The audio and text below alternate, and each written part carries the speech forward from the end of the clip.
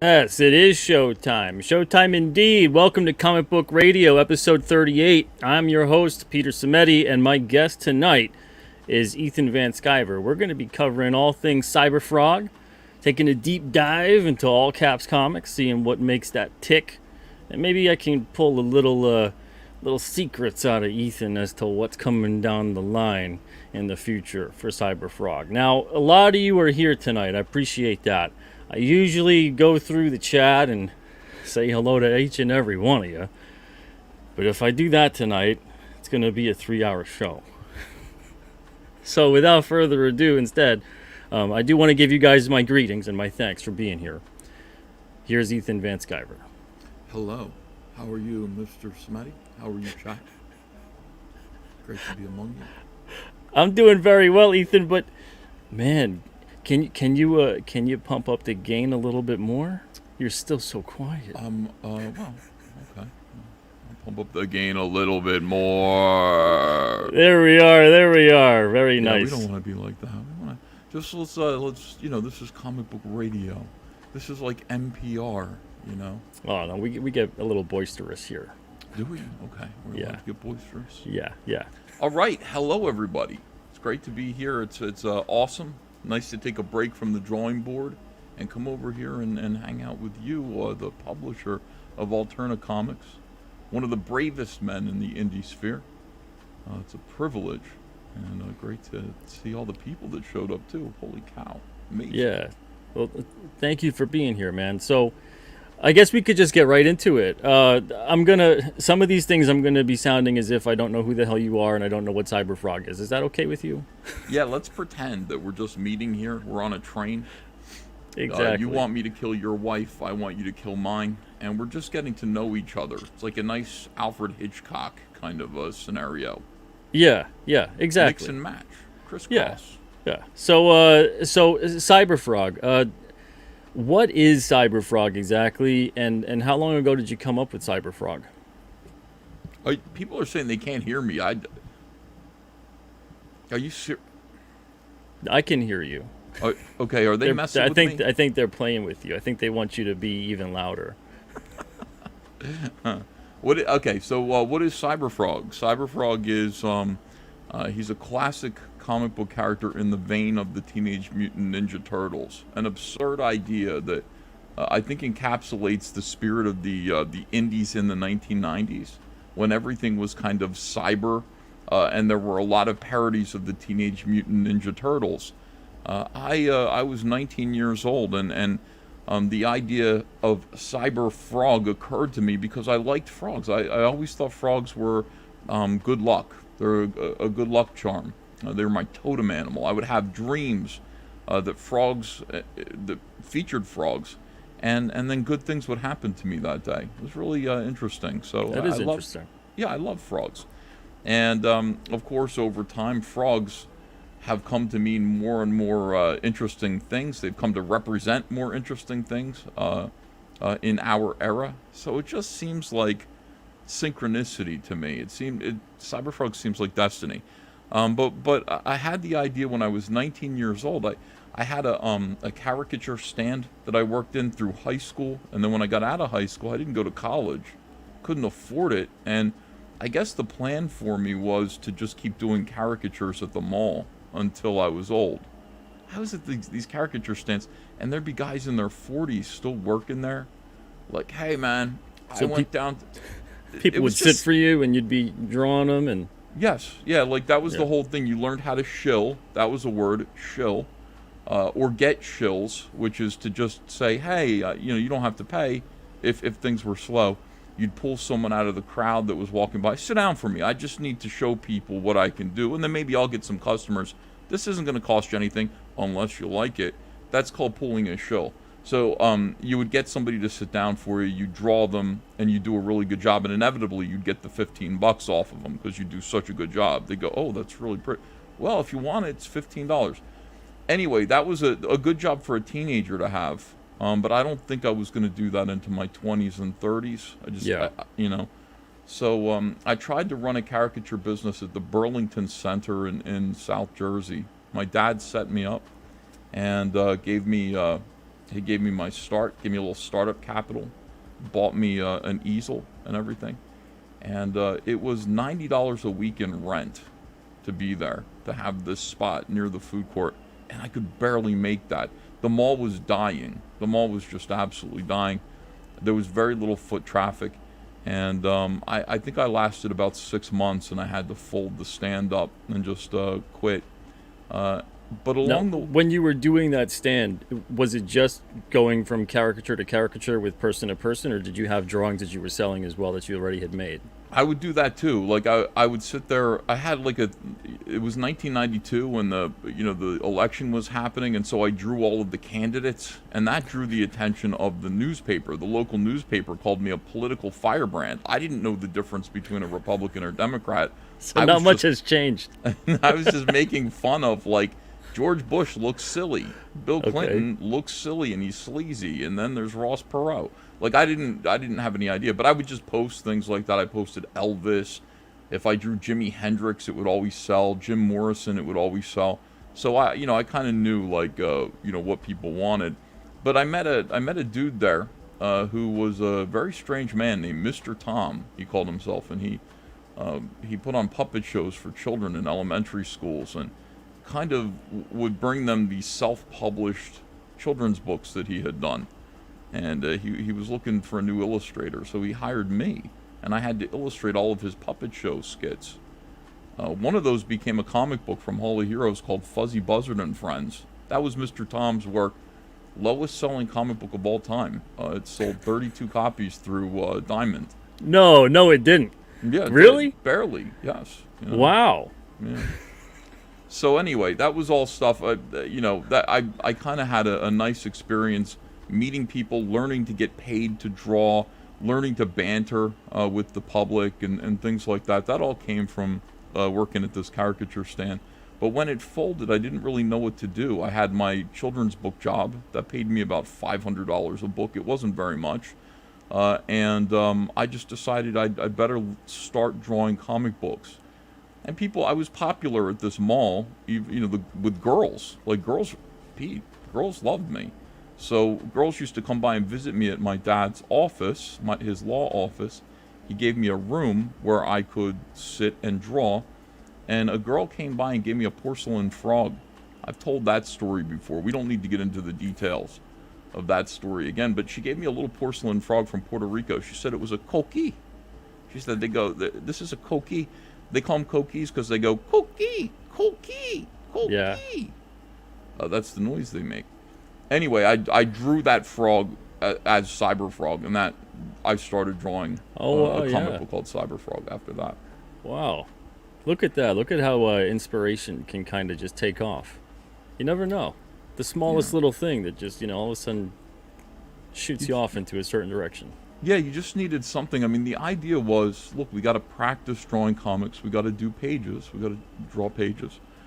But the thing about it is that I don't want to draw Wolverine or Spider-Man pages because maybe I want to publish these. Maybe I want to be like Mr. Tom and self-publish my own comic book. He's doing his own books. Maybe I could go to elementary schools and talk about drawing comics and sell comics to kids. That would be a good scam. Never did that. But I had all these ideas. I'm trying to find my footing as a young man. I'm 19 years old. I'm trying to figure out where do I go in life? And that Cyberfrog came out of that, and all the pages that I drew about 5 issues worth of Cyberfrog that never saw print until now. They ended up in Frogapalooza zine for the first time, part of Warts and All. And then I found a publisher finally. Wow, very nice. Let's see. 200 Watt Studio says, treat each other like it's your first grinder date. Well, thank you for the $2 for that. Good grief. Also, Nefarious, thank you for the super chat as well. Says, just coming by to say hi, and I'll check out the replay later. But Sean is launching Type 1, so I'm heading over there. Have a great stream, guys. Nice to see you, Ethan. There you go. All right, so now you've got Cyberfrog, you've created that, and you've found a publisher finally. What year was that? Do you remember? So it's like 1993 or 4. What I did was I used to go to the comic book stores and I would buy all of the independent stuff, not the Image or Valiant or anything like that. Like sub that. Like there was a company called Dagger Comics that was a startup. Avatar, which went on to take over Bleeding Cool. Below that, I really wanted the stuff that looked like, amateurs and hobbyists trying to break in. And I bought everything. I used to just skim the independent racks and just buy everything that I could so that I could see what other people were doing and other people who were at my level try to do better than what they were doing. And then also possibly find a publisher, anybody, frankly, who would just take my Cyberfrog comic book and print it for me, distribute it. And I found on the bottom of the rack one day, I found something called Vortex from Hall of Heroes. And I bought it. It had a black and white line art cover with a purple logo that looked like it was done in magic marker. I said, this is perfect. Like, this is the kind of thing I'm looking for. Took it home and read it, and it was like a Christian version of Spawn. He looked like Spawn. It was very weird. Like, the guy who did it was from Elkhart, Indiana, and the story was fascinating to me. I was like, whoever did this is strange. This is a strange guy. The story was about a beautiful woman who this guy was obsessed with. This guy Vortex, he was obsessed with this beautiful woman, and he watched her from afar as she went on a date. And the guy took her out on a date and wanted to have sex with her after the date was over, but she was chaste. You know what I mean? She didn't want to give up her purity, her chastity, her virginity. And he said, either he pulls out a razor blade and he says, I'm going to cut your eyes out. And she said, my chastity is worth my eyes. And so the guy cuts her eyes out, and she's crying blood through the rest of the book, while this guy named Vortex fights the devil and shouts Spawn psalms at him, scriptural. Do you remember who did this book? Do you remember who did this book? Do you remember the creator? Yes, his name is Matthew T. Martin, and he's currently working on Snowman, A Cold Day in Hell for All Caps Comics. But I remember reading that and being like, this guy's insane. But it turns out he was just a Christian. I grew up Mormon, and anybody that I knew in New Jersey who would have said, it's either, you're going to give up the booty or I'm going to cut your eyes out, probably would have given up the booty. So this was a whole other realm of interest for me, this psychology. But I went out there and he left his phone number in the comic book. I called him up. I said, "Who are you? I'm this guy over here in Jersey. I'm doing he had comics his phone too. number in the comic? Would you like to buy a Vortex poster? Here's my phone number." Wow, times have changed. Yeah, it's like, okay. So anyway, I called him up and I said, I enjoyed your weird book, and it's the artwork was great. Part of it was, I'm 17 years old, he says. My friend Trent Kanuga is 15 years old. We're over here in Elkhart, Indiana. I was 19 years old, so we're all teenagers. And, he just said, I sent him Cyberfrog. We started mailing each other packages of photocopied artwork, which he kept. He kept all of it, thank God. Wow. Which was great, because he gave it back to me, and I published it last couple years ago. Yeah, it was really cool. I started, because I was very, very poor. I took a Greyhound bus to go hang out with those guys. And we used to just, we'd get together and plan. We call ourselves Progress Studios, because we're growing, and we're going to be better than the Image Boys someday. And we used to sit around the dining room table and ink each other's work, and talk about creating comics. And it was really fun. We were very naive, and we really believed we were all going to go somewhere in comics. It was just, we were best of friends. I would go out and I'd stay for like 9 days, hanging out with Matt and Trent, and then take the Greyhound bus back home. And it was just a really, really good time. Anyway, I got my book published. They published Cyberfrog #1, Hall of Heroes, this guy Alan Stewart, And then we'd go on these signing tours to like comic shops would have us, come in and meet the guy who draws Vortex and the guy who draws Cyberfrog and this other guy who's got a book coming out called Creed. And we just sit there. Nobody would come to see us. One guy would drive out to come see Matt because he's Christian too, and he heard about Matt on the radio and he came to go meet him.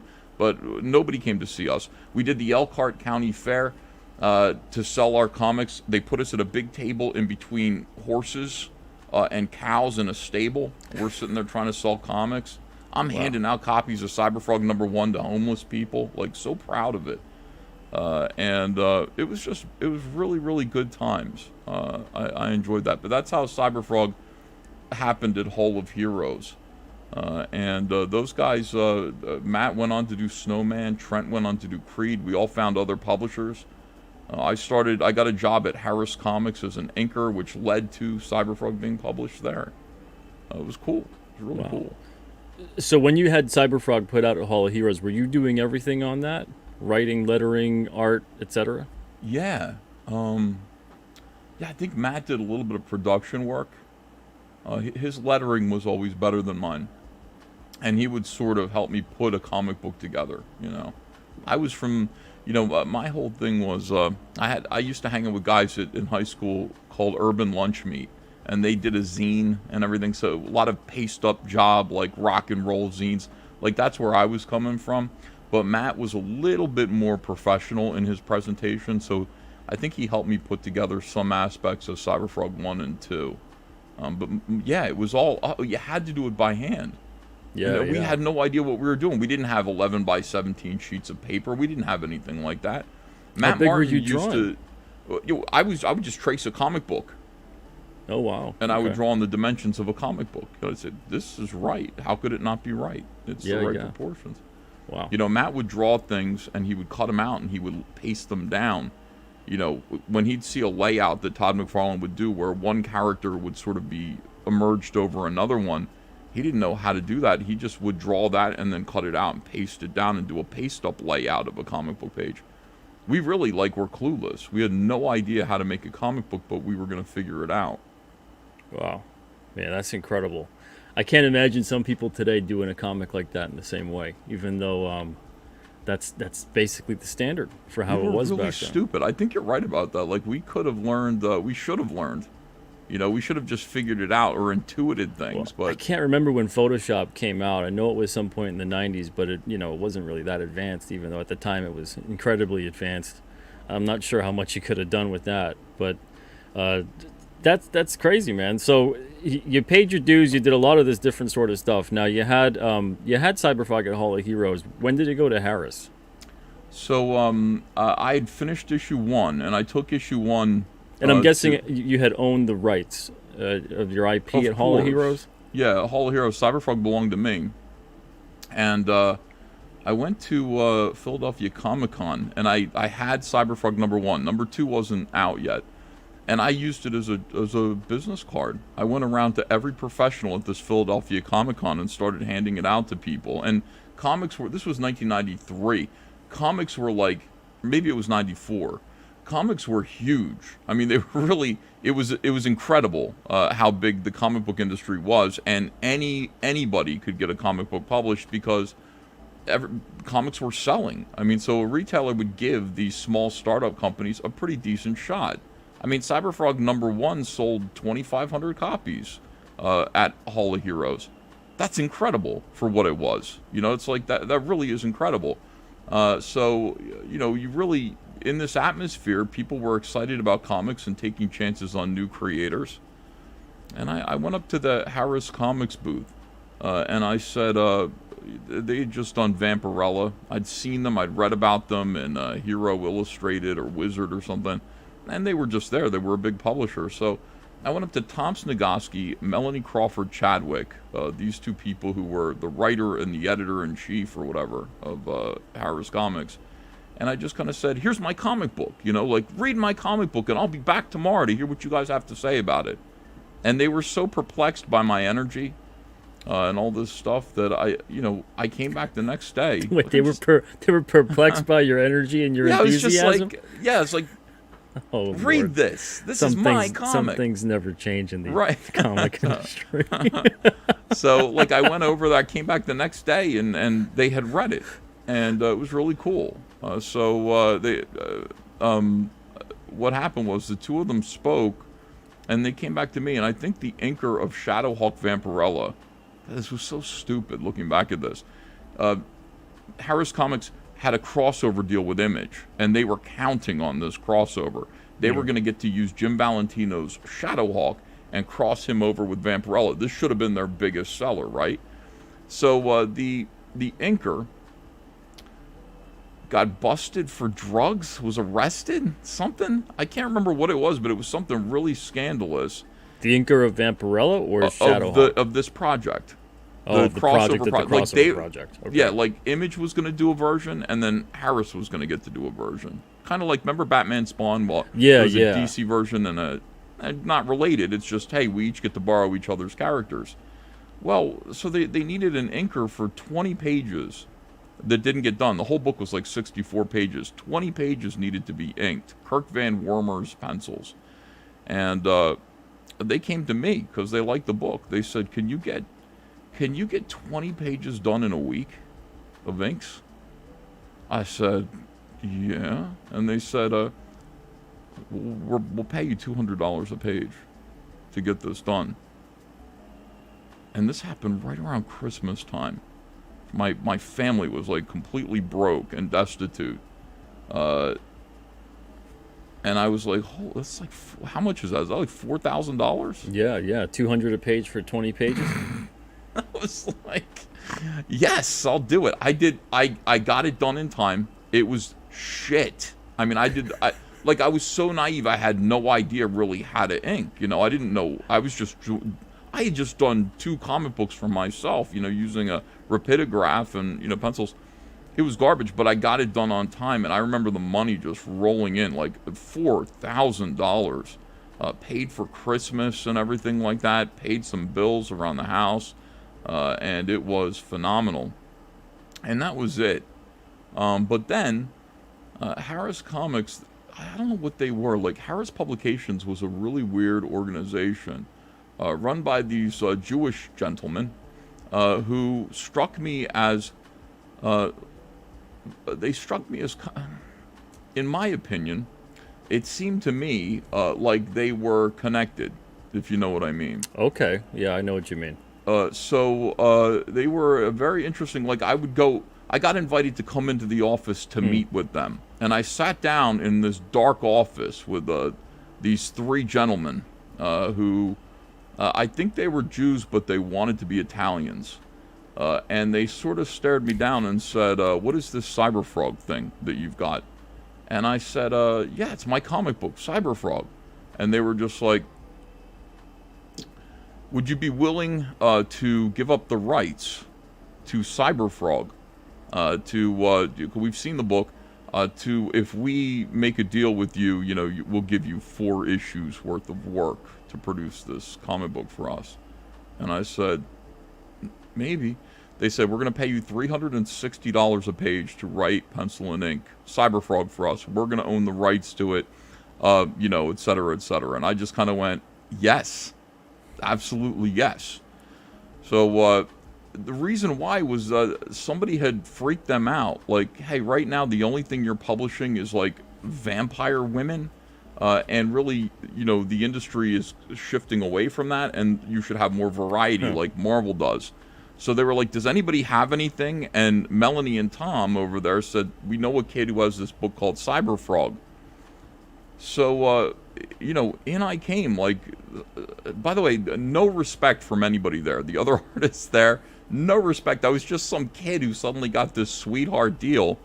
And was it at all like, and it probably wasn't, but was it at all like a studio where you went to a place and made the comic, or did you make the comic at home and then there was just, you would mail it in, or I made the comic at home, but I used to take the train from Philadelphia into New York City like once a week and just hang out at the office because it was cool, and that's where all the cool people were. Like Joe Quesada would come by and hang out. Jimmy Palmiotti would be there.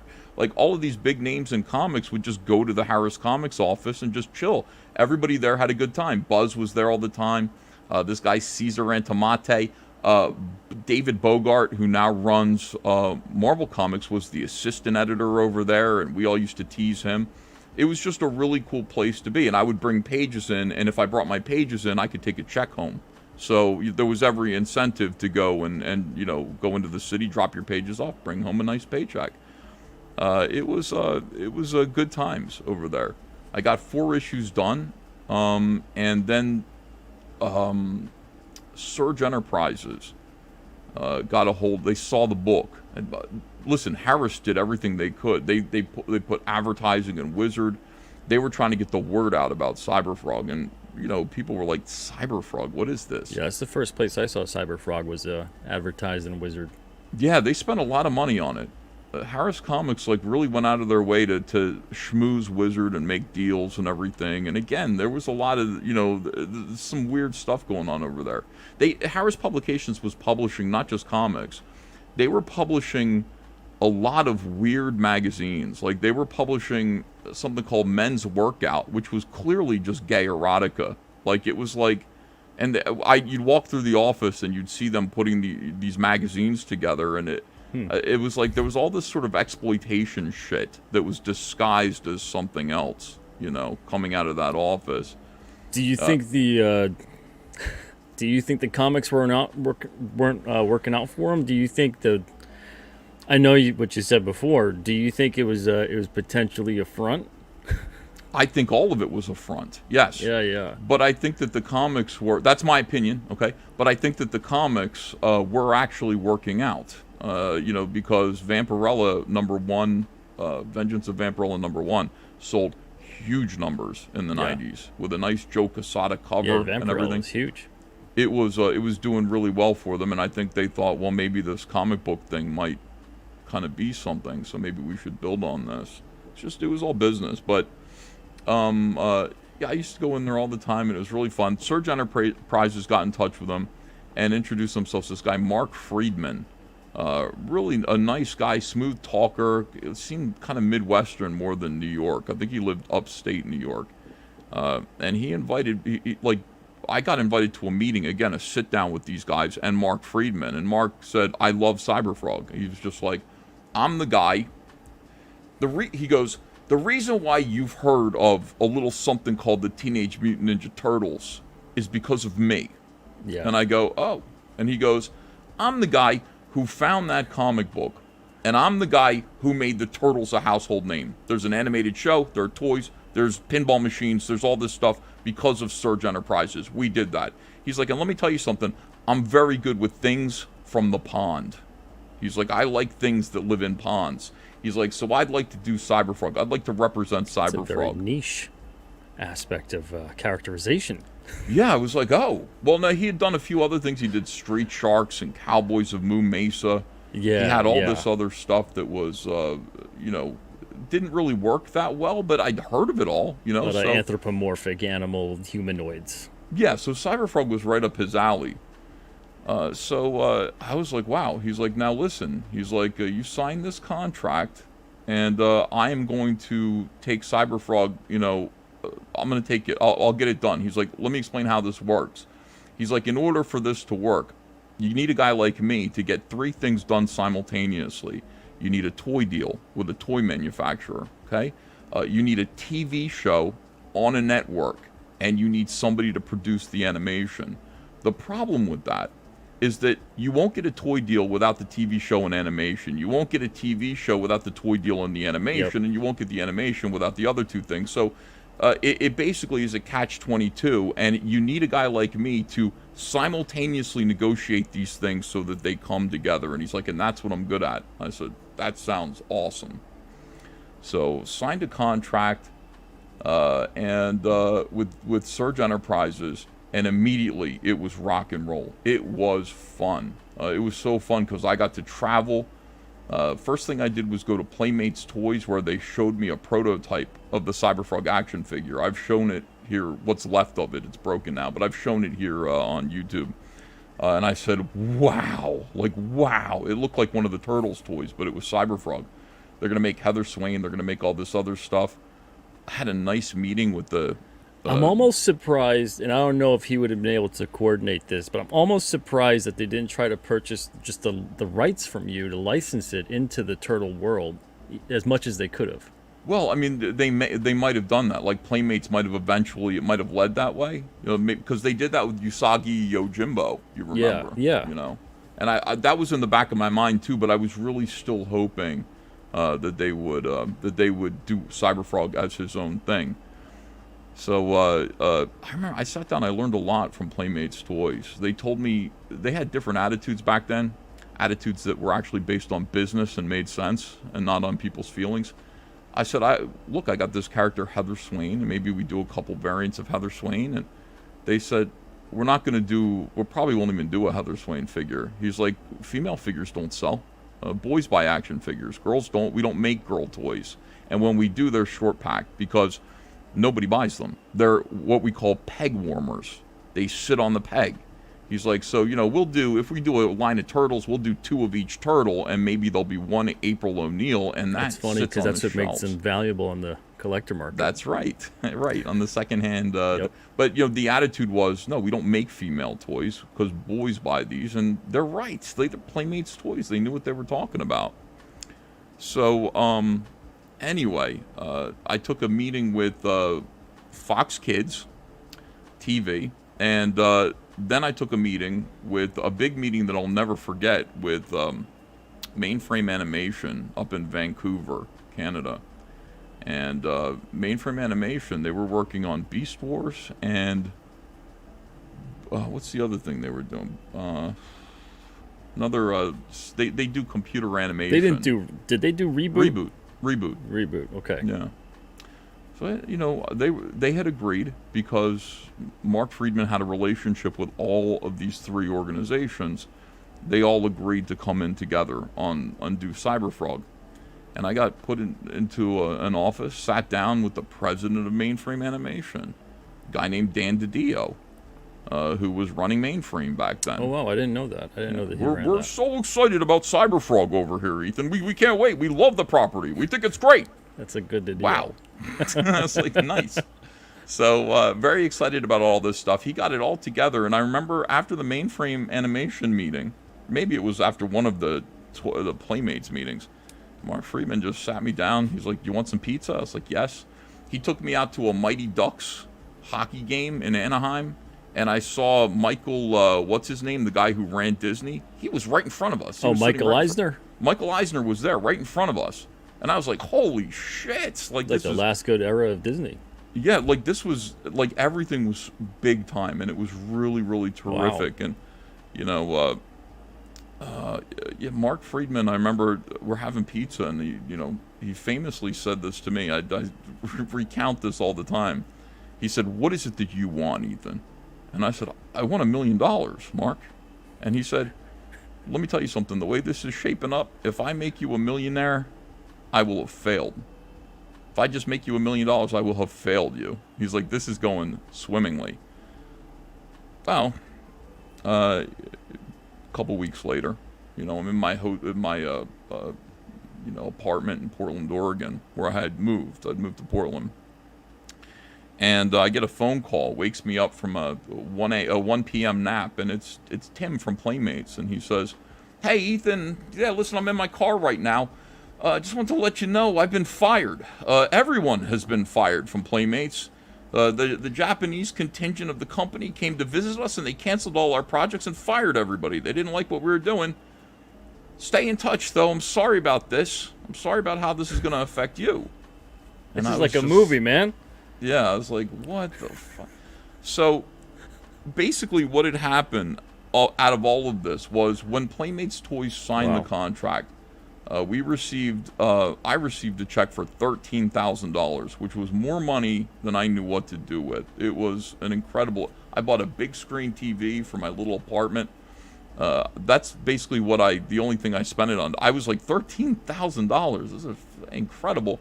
And another check for $13,000 was on the way. That was going to be the minimum of my payment. So out of the whole thing, I made $26,000 because Playmates canceled the deal. And then, of course, so did Mainframe. And then, of course, obviously, so did Fox Kids.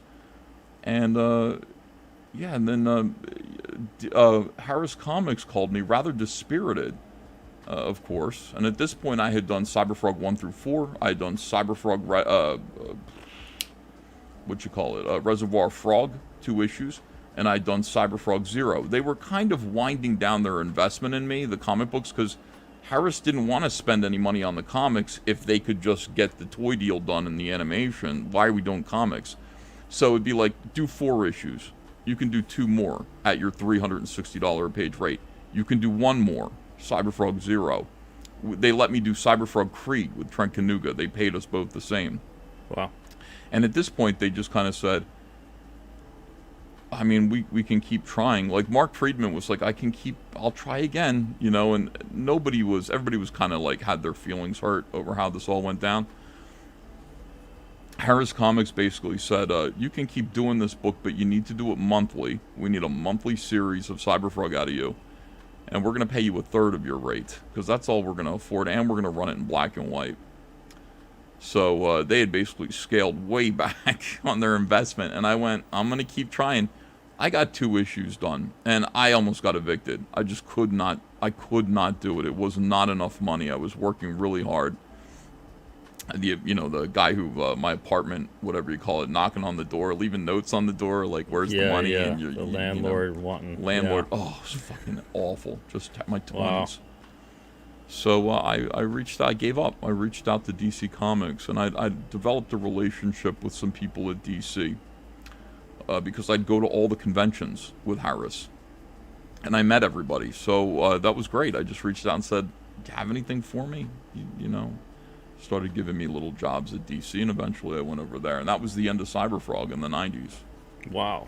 Man, oh man. Well, that's a perfect place for us to take a little bit of a break. Before we do that, Nail Bunny, thank you for the super chat. It says, how much for glasses off, Pete?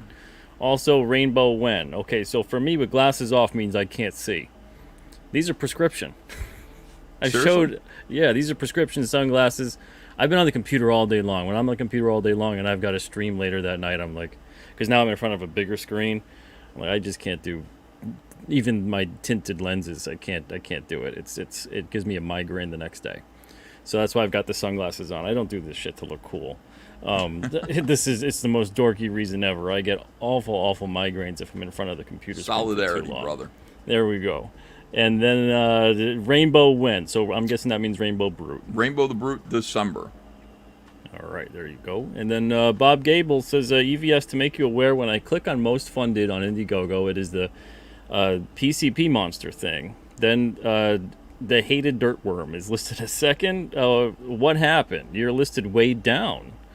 Look for yourself. That's interesting. What the heck? It says Earthworm Jim is listed as number 2 on Indiegogo, most funded. I wish either of us could have an answer for you. I don't think you have an answer for that, right? No, we all know what the truth is, though, don't we? Yeah, I mean, don't worry about it. Well, I'm not Go worried out about there it. I and- don't care. yeah. Like, I understand that, a lot of crowdfunded books are being shadow banned right now, and that's just too bad. Yeah. I don't know what to do about it except to just kind of shrug and say, look, we have other alternatives. Until then, I'm staying on Indiegogo, and I tell people where to go. I don't believe that Indiegogo brings people to my campaign or to your campaign or anyone's campaigns. I think we bring them. No, it's what we do. So yeah. It doesn't matter what they do. It's what we do, and it's what you guys at home, the readers, the audience, what you guys do, how you spread the word. So the platforms, you can go here, there, where I've talked about this before. The platform isn't going to do a whole hell of a lot for you, and if you don't agree, go list a campaign on there. Don't say a word. Leave it alone. You'll Come get back 0. to it 30 days and see how you do. You're lucky if you even hit your $500 minimum goal. That is a great experiment. I mean, that would be interesting to see. Like, what if I just put a campaign up there, a Cyberfrog campaign, and just didn't walk even tell away. anyone? Don't say a word.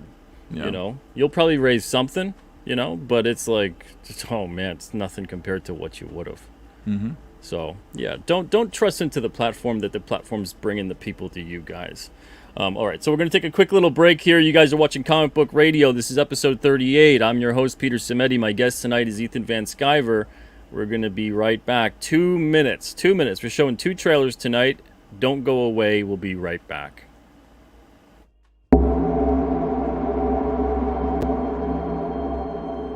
You speak as though I have conquered death. I live death every day.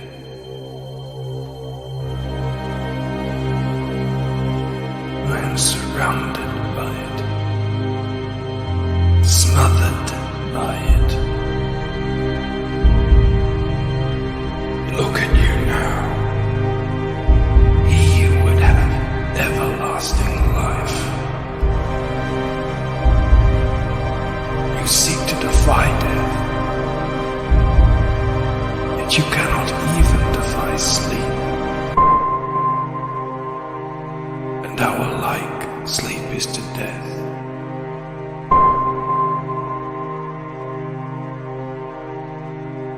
It is a painted death.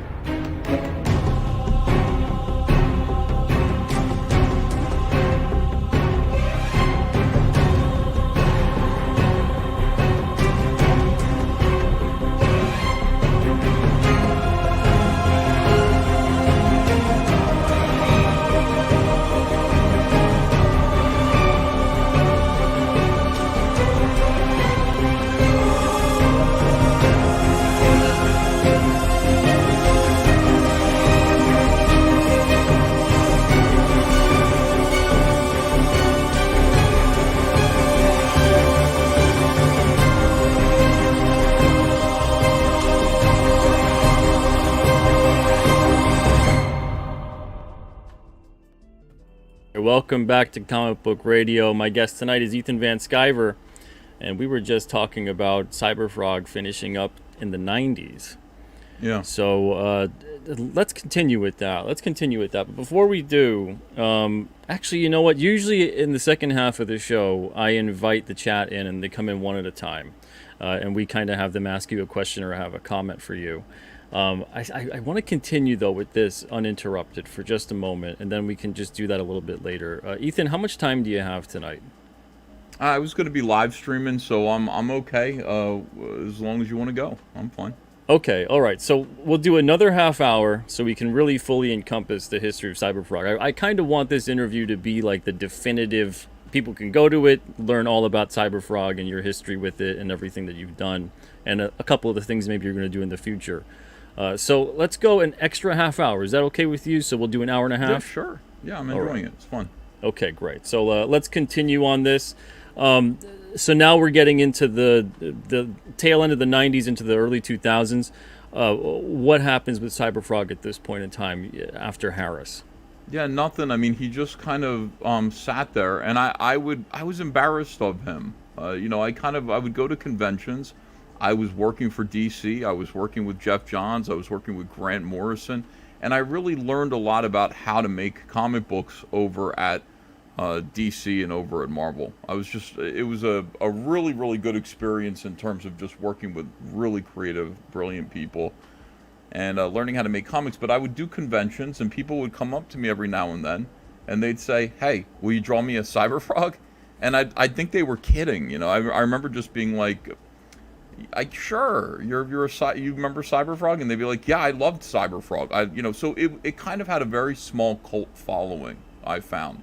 And I would sort of blush like I was ashamed of it, because I was now big time hanging out with, doing Flash and Green Lantern and hanging out with big people who had, done this and that. So Cyberfrog, literally hibernated, for 20 years. While I was at Marvel and DC. At one point in 2010, right in between, right when the New 52 was starting, Jim Lee and Wildstorm wanted to bring back Cyberfrog. They said they wanted me to do absolutely anything, whatever I wanted to do. And I had a couple of projects that I offered them, and bring back Cyberfrog and publish it through Wildstorm. Okay. and I had this idea called blood honey. And there's still a CBR article about it to prove that this is real. It's 2010, wow. And they interviewed me at like WonderCon, and I'm talking about Cyberfrog blood honey, and explaining what the story was. And I started writing it. I remember there was a really weird. I wish I could find my treatment for it. I don't know where it went, but I started writing, and Lily was a boy, and it was very close to the same. There was a whole sequence I remember where the Vespis were lifting cows off the ground, and it was very odd. Well, they were all in a van and they were driving out west. The Vespis were pushing them, out west. Yeah. Rather than them just staying on the in one spot. And it would have been kind of cool. I did a piece of artwork for it, which I think people have seen now, and then DC bought Wildstorm, and they shut Wildstorm down, so it was like they closed the whole publishing arm, Wildstorm, down. So that wasn't going to happen, and I got pushed into doing a bunch of other, like, more DC stuff, more DC superheroes. Not to interrupt you, but it's really so strange. Every time I hear stories like this, and even my own life, where there's things that happen, and you think, like, this is it, this is the break, this is what's going to happen, and then something shuts down, and then you got to keep going, and you can't rely on anything like that. Like that river, when you keep hitting different obstacles in the path, but it's going to ultimately take you where you got to be. People are asking about Lily being a boy. Lily was named Hunter. He was going to be named after. By the way, Lily's middle name is Hunter, so Lily Hunter Owen is her name now. So, but originally in the book, she was going to be named after my son. So that got changed. I swapped that out. I thought Lily would be better. Yeah. But just for your information. I love this. It ties into the frog, Lily. Yeah, of course. Yeah, that's that's exactly right. It's the perfect. It's on Heather's mind. You know what I mean? It's like frogs are so important to Heather that it's like when she's naming her first child, she's like, how can it refer back to my friendship with Cyberfrog? Her name's Lily. It's it all just kind of makes sense. Yeah, perfect. So the thing with Wildstorm happens and it kind of collapses, similar to how other things seem to keep going. And again, looking back, it's like you see these things and they happen, but when they're happening at the time, man, these things gotta feel crushing. How'd you overcome some of this? The Wildstorm thing wasn't crushing at all. I was hesitant and nervous about writing for myself anyway. So to me, it almost seemed like, okay, that's good. I don't have to do that. So you felt like you'd kind of dodged a bullet in a way with that one. Maybe not dodged a bullet, but like I would get to not have... See, I was always afraid of writing. And I still, when I wrote Blood Honey, I was rightfully, fearfully afraid of writing. I always used to say, like, being an artist is easy because, listen, if somebody doesn't like my drawings, it's just a matter of taste. It's okay. I don't like this guy. I like this guy. But if somebody doesn't like your writing, there's something really personal about that. It kind of means you're dumb. You know what I mean? It means, like, your writing is stupid. It's personal somehow. Like, it's hard to say, like... Well, the art is like the body. And the writing is like the soul. The soul, yes, that's right. That's a great way to put it. So I didn't want to write, and I was not looking forward to it, and yet part of me knew eventually I was going to have to do it. I was going to have to be self-sufficient. You know what I mean? Like, what I'm going to depend on. The scary thing about working in mainstream comics is that you have to maintain good relationships with great writers. Once you need to be friends with a writer, and then you've got to maintain a friendship with that writer because there are only a few. Actually, there are a lot of writers, but there are only a few good ones. So I had this friendship with Jeff Johns that meant everything because it's like, as long as Jeff's writing me scripts, I'm going to have hit after hit after hit. But, that doesn't last forever. Eventually, you're going to have to kind of take control.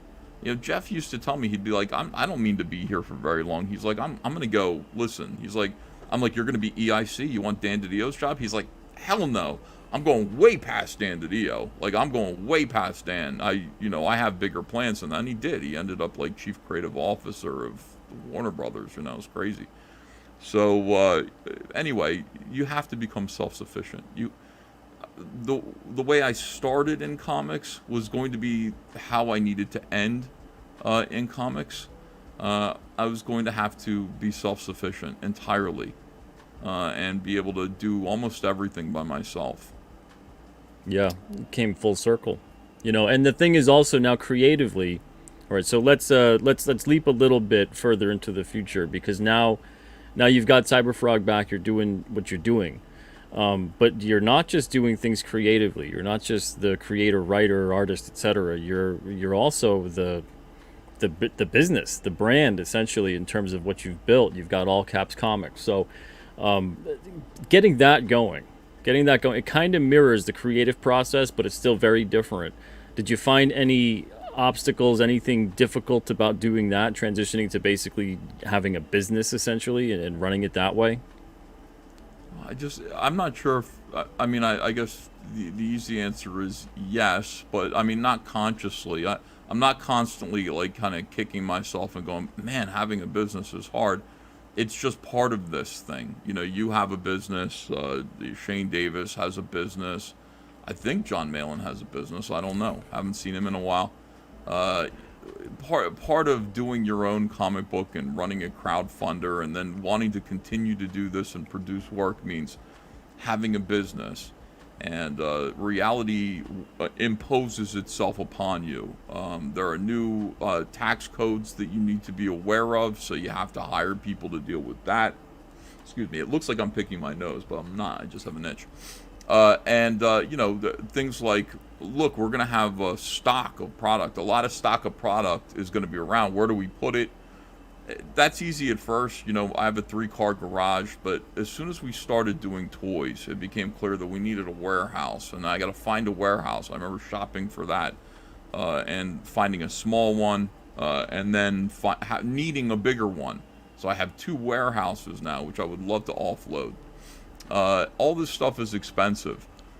Shipping is insane. I mean, we all know this. We don't really complain about it nearly enough. Fulfillment is a gigantic Herculean task, and it is. It's this is still a mom and pop's business. It's just me and Andrea running this thing, but we're learning really quick how to make this a business in which there's a decent profit to it. We can live off of the work that just I'm producing. So that's good. But listen, it didn't happen easily. We made a lot of mistakes. We gave a lot of money away, at first. The action figures were crazy expensive to make. We probably should have just done 1 action figure. We did 4. We wanted 4 action figures right away. Things like that. The PVCs were ridiculously expensive. Did they give you any kind of quantity discount for doing more than 1 figure? Or was it just, yeah. No, not at all. Because it's just that you got to do minimum orders. Like, I learned all about how to make toys and everything like this. And in order to do anything that you want to do, you have to find a factory that's willing to produce it. First, I do sketches of everything, break it down. I hire a sculptor to kind of produce this. Right now, I'm working on a Matchbox vehicle. Maybe 2 Matchbox vehicles for Cyberfrog 3. We're in the beginning phases. Literally for Matchbox? No, it's going to look just like them. It's going to be an All Caps Comics vehicle. Okay? Very nice. Yeah, we're going to be making those right now, and I'm working with a few talented creators, sculptors, who can help make that happen. You learn about minimum order quantity. So, okay, I want to make a car.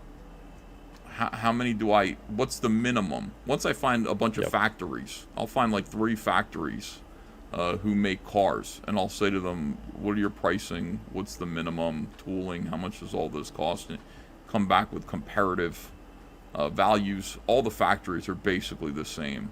Mostly they're the same. You're going to get the same quantity or quality. But they'll tell you, listen, we need to make 12,000 of these.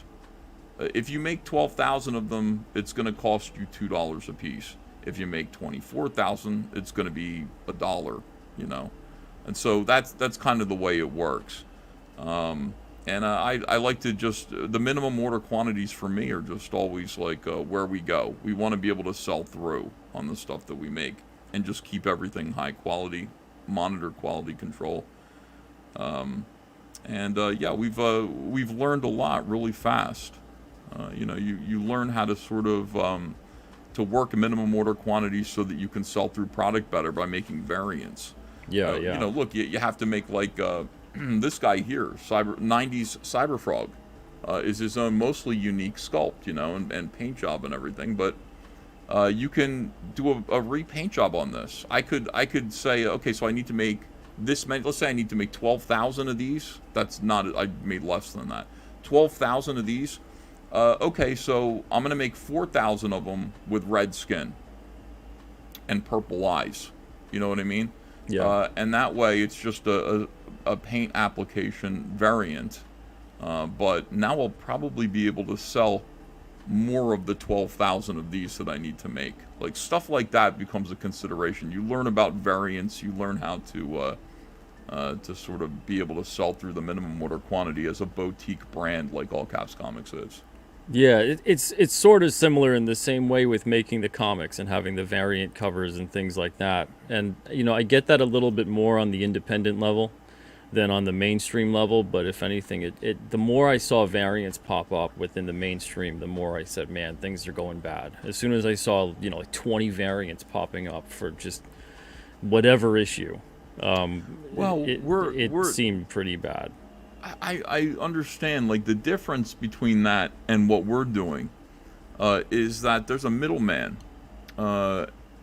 there's a middleman that the mainstream is selling to. Well, it's also not just they can pick 20, of the 20 and then that's it. They got to go, a lot of the times they have to order this and that and the other thing to qualify for the one of that, and then it turns into now you've got 200 or 300 copies of something that's possibly not going to sell. Right. Yeah, but I mean, again, it's okay. You can make 20 different. Cyberfrog 2 Wreck Planet has 9 variant covers, and they're all chromium, and they're all extremely desirable. Here's I always have one copy on my desk. Like, here's the Kelsey Shannon American Hopper chromium variant. You can't tell me you don't want this. Of course you do. Like, everybody, if you make a super desirable product with a variant, and you're selling directly to a customer. I'm not selling to a retailer. I'm not forcing a retailer to buy anything and then they have to sell it.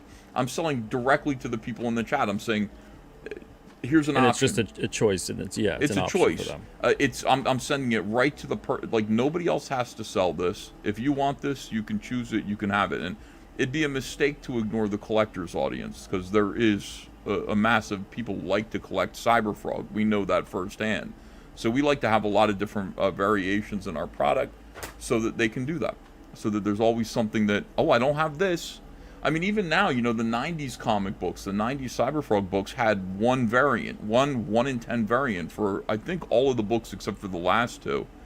And so I got people hunting those down. And let me tell you something. Somebody on Twitter just found the 1 in 10 Jay Lee variant from Cyberfrog 4. That's an extremely scarce book. People are selling that for like $1,400 now. It's crazy. Wow. So some of these variants, depending on the number that we print, are going to be more rare than others. I'll tell you, the Our Family variant and the Stalker variant of Cyberfrog Wreck Planet, we only printed 800 of those. Whereas the Jay Lee, we printed 9,000 of those. Yeah, you're printing based off of the demand and the orders, is that correct? Yeah. When the orders come in, I'll go, okay, I'll take that plus another 20%. So we ended up printing like 800 copies of these. Those are going to be rare, and people are going to see them, and they're going to say, where do I get them? And you don't. There are only 800 of them, and 600 of them are spoken for. So good luck haggling with one of those guys.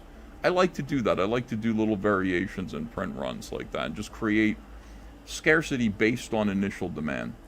Yeah, I mean that's what would make something like that valuable, as opposed to kind of the forced false collectible market, which is kind of saying this and that and the other thing. You go through all these hurdles and now it's rare or valuable because we made the retailer order way too many, so this way the numbers are inflated, they look nice and good, doesn't represent readers whatsoever. That's what I love about crowdfunding too. You look at all this, and this is going straight to the audience, to the reader. I love that. It's amazing. And, yeah, it's wonderful. There. backers are different than customers. Backers are producers. I mean, they're people who are actually just saying, well, I believe in what you're doing. I'm going to give you the money in advance so that you can do the thing that you want to do, because I want to see it happen too. And that's so much cooler. I love my customers too. Customers are the people who buy from us straight from eBay.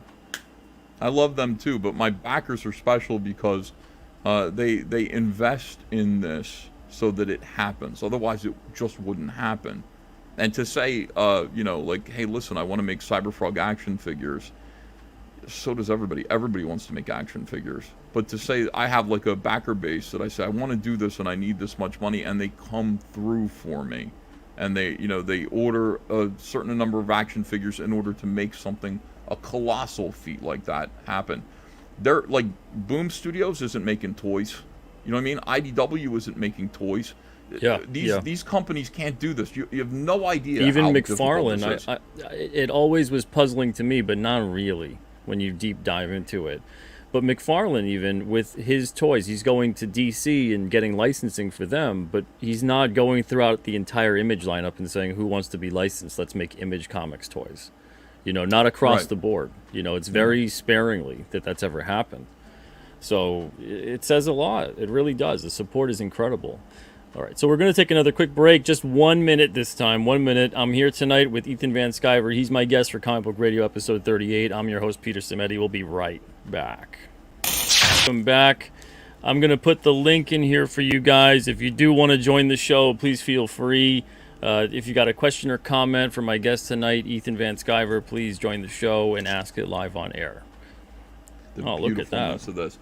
Here's another rarity. There are only 2,500 of these. These are coming exclusively to Honeycomb backers. So people who got the Honeycomb box are getting the I Spit on Your Hive cover. That is exclusive to them. Here's the Stalker variant. There's only 800 of these out there. These are just gorgeous, man. Chromium just makes everything look amazing. Hold on a second. I'm gonna cover. This looks very manga to me. Hold on. I want to put you full screen. 1 second. Because these are too good to just have in the small little box. There we go. Our Family Chromium variant. These are all bagged and boarded, unfortunately. And then another one. I think there are only 1,200 of this. This is the Kenneth Rocafort variant of Red Planet. Very nice. So there are a lot. There are 9 different variants. Wow. And it's cool. Oh man. Yeah, I got the one that was just. I like getting the main cover from the guy that made the book, so I got yours. But man, the main cover nice. is right here. This is the Jay Lee cover. Oh well, I wanted the I got the Heroes cover. Oh, that the one that was too. Yours. I consider that to be the main. I know that Jay Lee's the main, but you're the guy that created the character, so that's cover A to me. In my head canon. All right, looks like we got a guest tonight with us, so I'm going to add them in just a second. Let's make sure everything's good to go. All right, here we are. What's up, Neon Knight Rider? Oh, hello, guys. How are you? I'm good. How are you? Hello. What's your question or comment for Ethan Van Sciver tonight? Hello, Ethan. I was wondering if since you now own the rights to Comicsgate, and I guess the John Malin one, the little Red Riding Hood one, was like kind of the first publication for that. Would you consider doing like do you know what Shonen Jump is? It's like a magazine that's got a bunch of different chapters in it, right? Different mangas. That's all in the newsstands and comic shops. Could you get like Shane's and John's other projects, getting like one chapter and like a big book? You can send it out to like all the comic shops or something like that. Well, I mean, it's an interesting thing. The problem with it is that we're not like Image Comics, even though it feels like we're like Image Comics because we're a family. These are all separate satellite publishing companies that I do not own or control. Right. So although I have ownership over the word Comicsgate, the club that is Comicsgate is not mine, nor is my responsibility or interest in publishing other people's stuff that I don't own. The reason why I'm publishing John Malin's Little Red Riding Hood story, Little Black Riding Hood, is because I own it. It's mine. I bought it off of him. So I'm going to be publishing that under a Comicsgate Comics banner because, again, I got to keep the name in sort of circulation.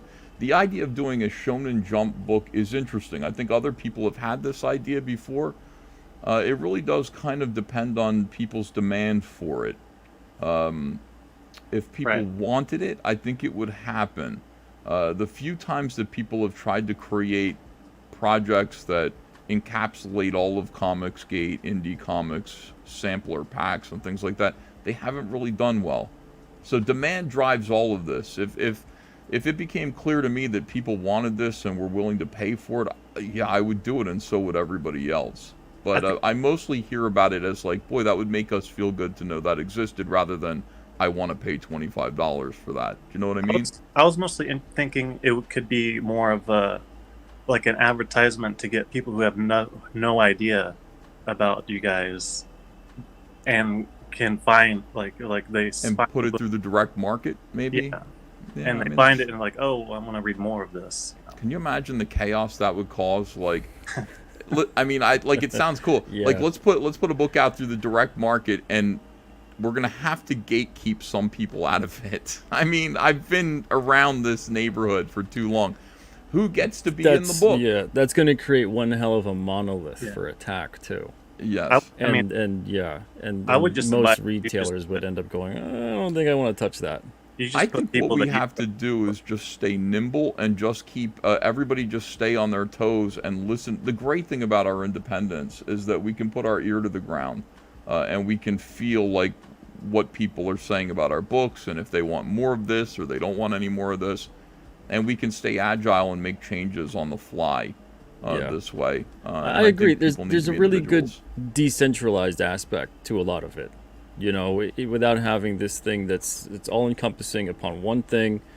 And then you gotta, I tell you, every time you get a big project like that with a lot of creators, there's a lot of egos and there's a lot of legality involved behind the scenes. And that's kind of the thing that happens across the board when you're not under the umbrella of one corporation essentially owning those characters and stories. So even though it sounds great and very utopian, it almost always never works out, and it usually crashes and burns badly.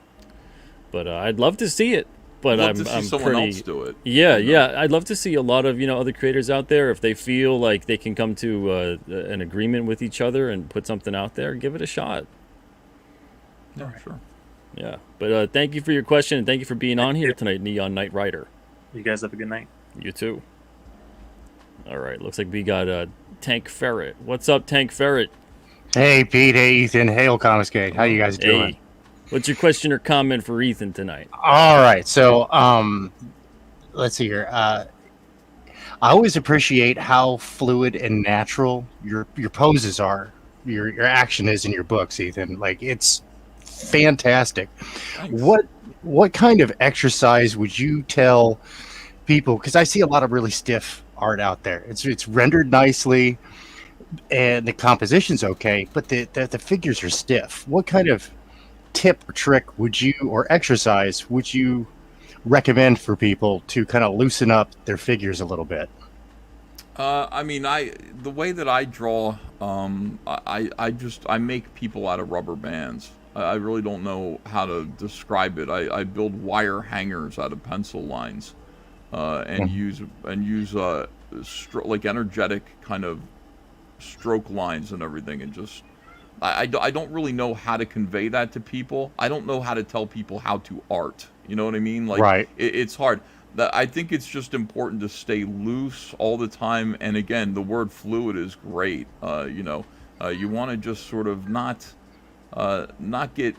I don't know. Oh man, it's really, really, really hard to describe. Yeah. I find like over rendering. You can kind of torture a piece and then it loses the energy. You don't want to get it to that point. But listen, I render the hell out of everything. It's having to know when and where and all of these things. I mean, you're detailing though. It's a little bit different than as opposed to you keep on drawing the figure to the point that now it just looks like they're frozen and there's no movement, there's no life to it. There's nothing like that. There's no energy anymore in the piece. And I think concentrating on that kind of speed will really help. But yeah, it is tough. I agree with Ethan. It's tough telling people how to exactly go about Yeah. it. No, I love the chat. They're all talking gesture drawing, and I'm like, Yeah, yeah, that I know helps, but I know the yeah. answer, but if I say it, nobody's going to listen to me. Well, people are saying listen to Narwhal. Like Narwhal is Yeah. somebody who, you know, again builds movement with just shapes and very simplistic designs. Like he's not too hung up on anatomy or anything like that. He's mostly hung up on, you know, he's mostly thinking about motion and keeping his figures loose and energetic and stuff. And he's a really good artist to look at. Yeah, and he applies a lot of the animation principles of stretching and squeezing, which is a lot of fun to work with, and you can get away with that. Yeah, you can create some good dynamics. All right, thank you so much, Thank Tank you. Ferret. Really appreciate great you one. stopping by tonight. Have a good one. Oh, what was that? Tank Ferret, what? You said something. No? Oh, Okay. I was just saying, yeah, thank you. Have a great All one. right. Sorry to cut you off there. Thanks a lot. No, Have you're a good good, night, man. buddy. Later. See ya. All right. We did have somebody that was behind the scenes with us for a little bit, but then they left. It looked like a little bit of a suspicious account. Maybe they got a little chicken. Now, I do want to touch upon your, while we wait, if anybody wants to come in here, I do want to touch upon the campaign.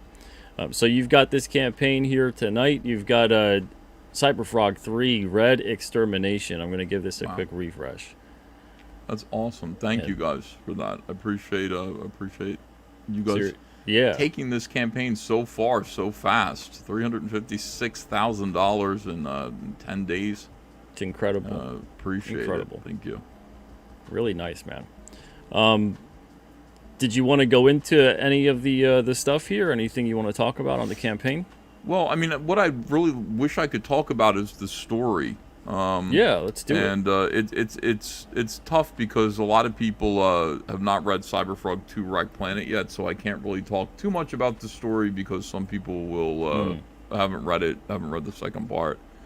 But I'm excited about the third part because there's a flashback to the 90s. I think one of the things that people have said to me is like, can you we missed the 90s stuff. Can you show us like what it was like from a modern perspective, like a current perspective, what Cyberfrog's career was like for the 2 years that he was on Earth in the 90s with Heather. And so there is a flashback sequence that I'm thoroughly enjoying working on right now, which is just meant to show how he operated as a superhero. And it's a lot of fun. It takes place in Philadelphia at the Mann Music Center and the Philadelphia Zoo, which is just like, it's great. It's just so terrific. And it does make me wish that it's like I could go back and do a whole book where Cyberfrog, that took place between 1996 and 1998 before the invasion happened, when things were still simple. Do you think you'll ever do something like that? I don't know. I think we could do things like that within the ongoing narrative, where we flash back to the past and we, things become things that are relevant to the story now that we remember from the 1990s. And I think that's a really fun exercise. I love writing. I didn't know that I was going to, before I was talking about how I was worried about, being a writer. I love writing. Absolutely love it. I'm having a great time. I feel inspired every single day. I love these characters. And I love where we're going. I actually told my dad. My dad's like, so how does it all end? And I was like, you want to know the answer to the whole thing? And he's like, yeah. So I told my dad, like, what the answer to the whole puzzle is here. And he was not expecting it. He was kind of blown away by it. So I like knowing that and moving forward, it's fun to sort of know the end and then work our way there as slowly as we want to. Because I would love to do this book forever. I'd love to do this book for the rest of my life. Oh yeah, no, I totally vibe with that, man, because I feel the same way with King Cryptid right now. So when you say the end, you mean the fourth book or the end? No, the fourth book isn't the end. So right now this is Red Extermination, and then the next book is called The Green Supremacy, and that makes up the first Cyberfrog movie. But we're gonna kick right into issue 4. Ends on a cliffhanger too. A little one, okay? It wraps up the story, but it's going to end in such a way that you're going to go, oh, I see where we're going now. Like kind of a jumping off point for the next part. Yeah, it's going to be something happens where you just know, like, okay, so we're going in this direction now. So that's issue 4. Then we'll do issue 5 and go into a whole other thing. It's going to be fantastic. Yeah, I want to do it forever. I absolutely love this. I'm grateful for the chance to do it. But once I'm zooming through issue 3, issue 4 as well. It's going to happen a lot quicker than some of the doubters want to believe, and it's going to be fun to get these books out quicker. I'll tell you that. Oh yeah, I can only imagine. That's the thing, is that, you know, when you're doing all this stuff, everything is a learning experience too. And you never know what you're going to get into. I tell people all the time when it's their first campaign and they've never done any of this and they're not prepared logistically to handle what happens if it's 1,000, 2,000, 3,000, 4,000 backers, whatever it may be.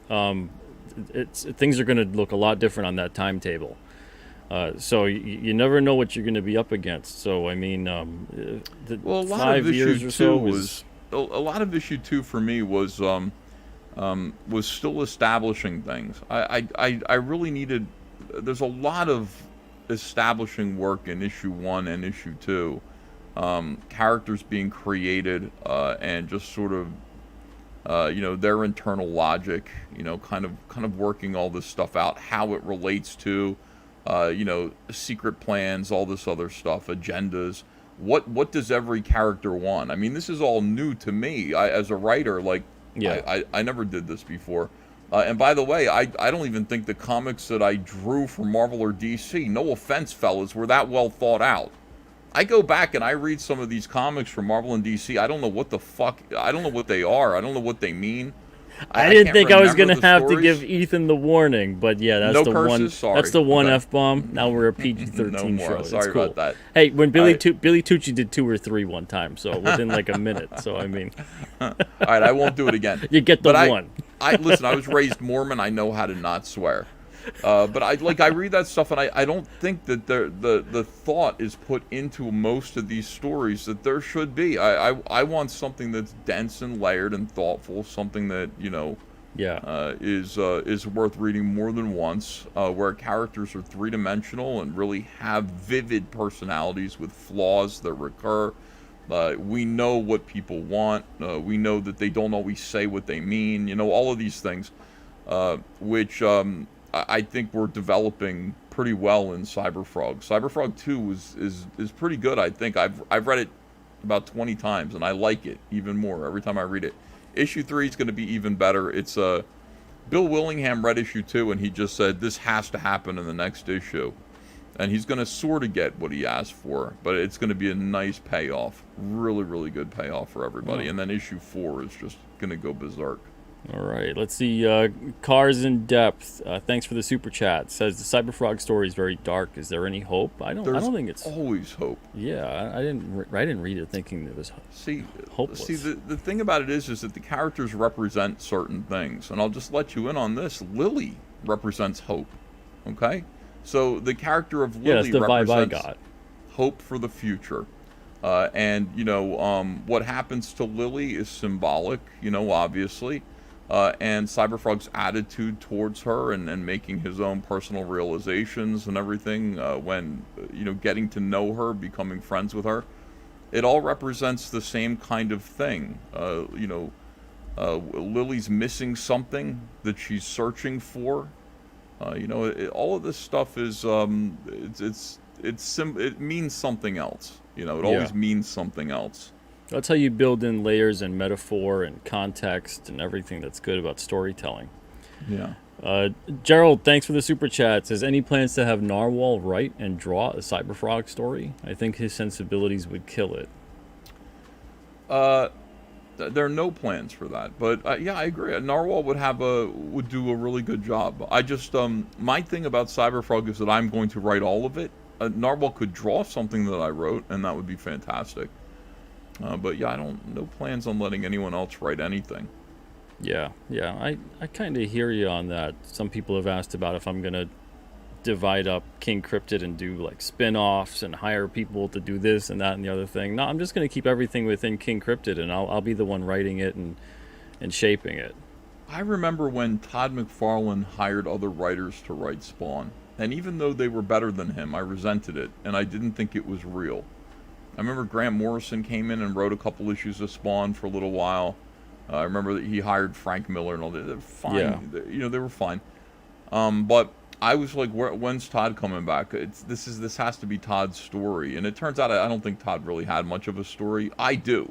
Okay, I actually do have a story. So I don't want other writers to come in. I don't want to have to explain anything to them. I don't want them to get in the way. It's, I just want to do the whole thing myself. If we have other artists like we did on Heartsick Horror, where we had Kanan White and E.J. Morges drawing some stuff, that's great. That's just fun. Yeah, I'll be writing everything. Well, that's good. I'm glad to hear that. I love that too. It feels official. It feels like you're getting. I compare it a lot of times to bands and music. It feels like you're hearing the band that's writing the songs and making the music, and but then when someone else comes along, maybe it's a cover, and it could be even better than the original, but it still doesn't feel like it's the band. It doesn't, especially if they're writing a song and aping the style of it. Yeah, it's good, but it's not the same. Well, I mean, even worse, it would be like Disney's Star Wars, which is... Oh, don't even. I mean, I don't want to compare anybody else writing Cyberfrog to that, but it's like, it is the same kind of thing. Like, you really want the story to come from one person. You don't want, like, if it's good, even if it isn't good, you really want the story to be coming from one person. You don't want it to be, like, handed off to various people with their own agendas.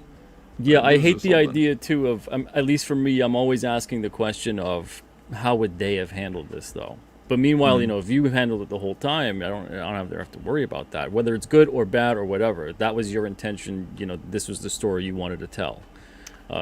Yeah, so I like seeing that play out. It's important that it just all lines up. I mean, it's really the thing that I like about it the most is that Cyberfrog in the current series is definitely a character from the 90s. When people see him, they go, "Oh, he's like a 90s IP." Well, I mean, Spider-Man's a 60s IP then, I guess. Superman's a 30s IP. It drives me nuts that people...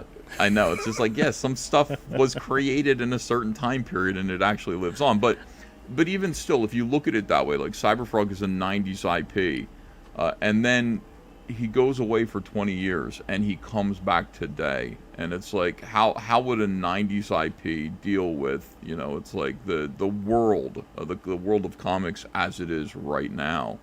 In Wreck Planet, Heather says to him, "Froggy, it's not the 90s anymore," and it's, I mean, that's just like there's that little bit of that Captain America kind of thing, Yeah, of course. You have unfrozen in a different time, yeah. A man out of time, a frog out of time. I like that. Yeah.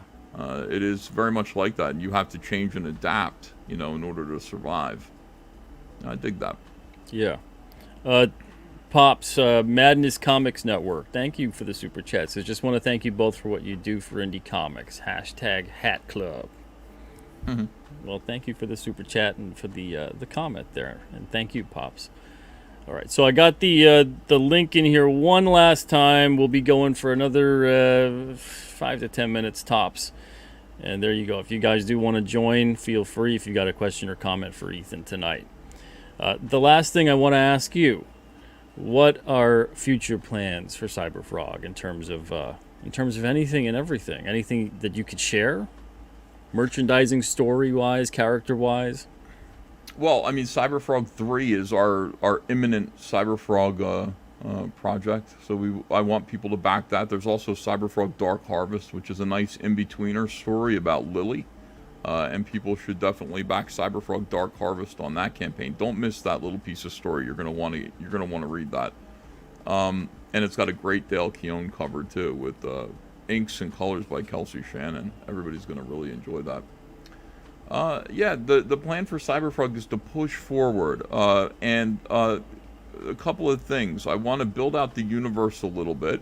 I'm working on Lynx #1. I'm working on writing Lynx #1. Lynx is another character that exists within the Cyberfrog universe, and E.J. Morges is going to draw her. She is the little girl that Salamandroid rescued in the old Salamandroid comic from the 90s. I'm bringing everything back. I want every dumb thing that I created in the 90s. I'm going to take it, repurpose it, make it make sense. It's almost like recycling your old ideas. You know, it's like, let's not throw anything away. So there's that little girl, Rebecca, that Salamandroid used to know. Well, we're going to give her an identity and a purpose, and I'm going to tell her story. I'm going to retell her story and turn her into a character that matters in this universe. You know, and just other things too. Rich Johnson wrote an article about me for Bleeding Cool. He said I had a mean streak. Yeah, he's a fucking asshole. He said I had a mean. Oh, sorry. I did it again. Anyway, sorry about that. I apologize. I'll make an exception for that. I rarely curse, especially on Twitter. But I've dropped the F-bomb for him because he was poking and prodding at personal matters. He's a piece of work. Let's put it that way. Yeah. But I mean, listen, like ideas come. Like he just says he had an article called "The Return of Ethan Van Sciver's Mean Streak." And it was me, I can't even remember what the article was about, but it was a bunch of lies. Like, I'm the nicest guy in the world. Mean streak. What? The Return of Ethan Van Sciver's Mean Streak. That is a comic book title. This is already Ethan Van Sciver's Cyberfrog. Looks like we're going to have a little character named Mean Streak now, who will be owned by me, and he will return. So I'm going to use the Bleeding Cool article, which is going to actually reference my own comic book here. Stuff like that is great. I want all of this stuff to sort of refer back to the state of the comic book industry. And if we can find stuff, if I can find inspiration in having been canceled, I think that's terrific. I want that. I want all of this to mean that. You know, I want all of this to be like set in stone. Some piece of artwork, some piece of art that's created because of the evil of the comic book industry in current year. Kind of an allegory in a way. Yes, indeed. You know, not just in a way. Exactly that. So I'm excited about Mean Streak is going to be another book. You're going to meet Mean Streak in Cyberfrog 3. He's in there, so. Very nice. All right, looks like we got Jason at Unhinged Entertainment. What's up, Jason? I'm not seeing your image, though. What's going on there? Jason looks frozen. I see him behind in the green room. Oh, Jason. Jason, can you join the show again? All right. If you pop in again, Jason, let me know, and we'll see. I'm gonna have to just do that, and we'll pop back if he joins again. Man, oh man. All right. So okay. So let's see here. Oh man, yeah, I know. It's okay. It's okay.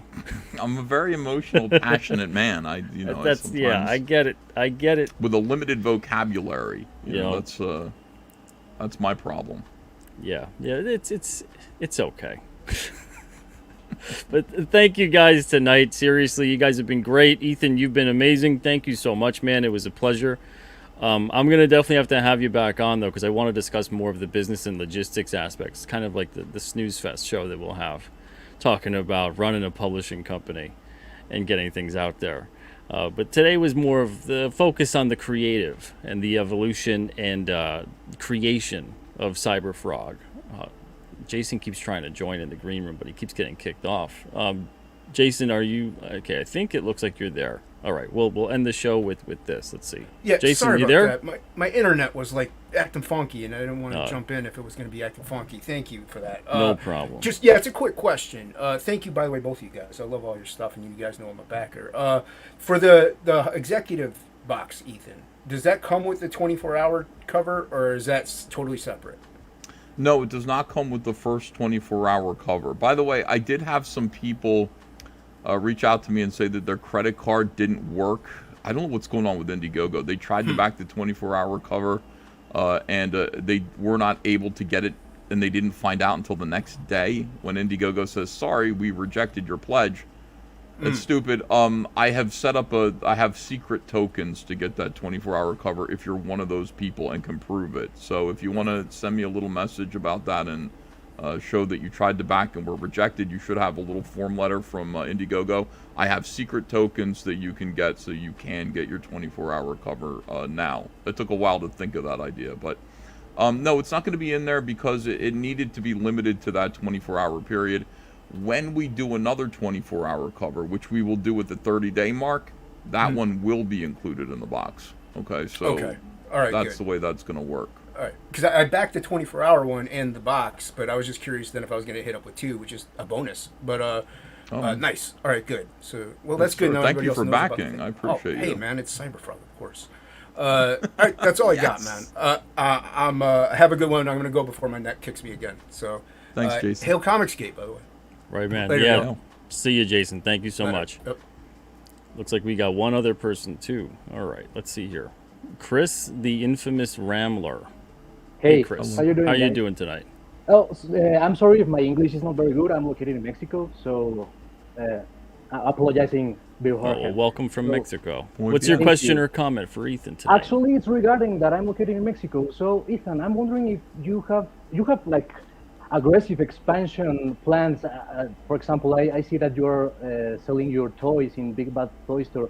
So I see that you're looking to expand your fan base. So I'm wondering if you have any plans to translate your books to any other languages. Yes. I think that there's some kind of barrier sometimes. For example, a lot of people in Mexico don't even know what crowdfunding is. They don't trust Kickstarter, much less Indiegogo. So if you sold like a translated version of Cyberfrog, I will it will really sell over here. For example, I don't know if you know, but actually DC Comics is not publishing. So right now in Mexico, there's no publishing. So there's money here in Mexico to be made, and I think that you have a really nice product that could sell over here. Muchas gracias. Yeah, like, listen, my plan is this. Like, my plan is to do the first 4 issues and then combine them in a book. A nice collected edition. Should be somewhere around 350 or 400 pages. And then put that into bookstores. And also offer versions in Italian, in Spanish, and in French. And then put those out, as well, and offer them in various markets. That's the plan. The funding aspect of this, getting these books out, is about being able to make the story. And once the 4 books are done, and we've got that 350-page story, I'm going to put it everywhere that I can. I just want to wait until I have enough story for people to really enjoy it and get it all at once. It's hard to work without distribution. When we're distributing by hand, it's difficult to do shorter stories, and it's difficult to do things like what you're suggesting, doing translated versions. We really have to wait, I think, until we've got a nice graphic novel's worth of work. But I thank you, and it's a great idea, and I plan to do that. Thank you very much. I get you. Yeah, it makes sense that you need a big chunk story to make it work. Let's say to have a really big collected edition. So if you make a collected edition, please, Ethan, make it omnibus size, like oversized. Wow. Yes. Okay. Because you sometimes do it like in standard size, and I think if you are going to do the collected edition, I mean, if people pay for Chromium, people will pay for oversized hardcover. So I don't know. You know what? Sold. I'll do it. I will make it oversized. I think I was already halfway there in my mind, but I think you're right. Yeah, I will do that. Gotcha. Okay. Thank you so much, Pete. Thank you so much, Ethan. And one last thing, man, you were a lifesaver during the pandemic. You really saved my life. I'm a really big fan since a long time. And I'm a backer, actually. So Yes, all right. Thank you so much, Chris. Great talking to you. Great meeting you. Thank you so much, Chris. Have a great night, man. have a good one. See you guys. All right, so that's it for us tonight. We're going to be wrapping up the show here. Thank you guys so much in the chat for being with us the whole time. It was a great show. I'm going to have Ethan come on in the future to do a part 2 and talking more about publishing. But Ethan, it was a pleasure, man. Thank you very much. And everybody, go check out Cyberfrog 3 on Indiegogo. The link is in the description of the show. If you're not subscribed to Ethan's channel for some reason, the link for that is also in the description of the show. And also go check out King Cryptid right now. This is on Indiegogo and on Alterna Comics site. We're almost at 300 backers overall. This is the true funding total here. We're at $15,439 with the 102% raise. We hit our goal the other day. We're at 295 backers. So thank you guys. Go check that out. Description for that is also, the link for that is also in the description of the show. And Chris Stanley, thank you for the super sticker. Appreciate that. Wish I could see it on StreamYard, but unfortunately I can't. But Ethan, have a wonderful night. Thank you so much again, everybody in the chat. You guys were great. Really appreciate it. And we'll have to do this again sometime. Thank you, man. Yeah, my pleasure. Have a great night, everyone. All right, everybody, take it easy. And are you streaming right now after this? Yeah, maybe I will. Okay. Keep your eyes peeled. Maybe Ethan's gonna go stream. Everybody, take it easy. Have a wonderful night.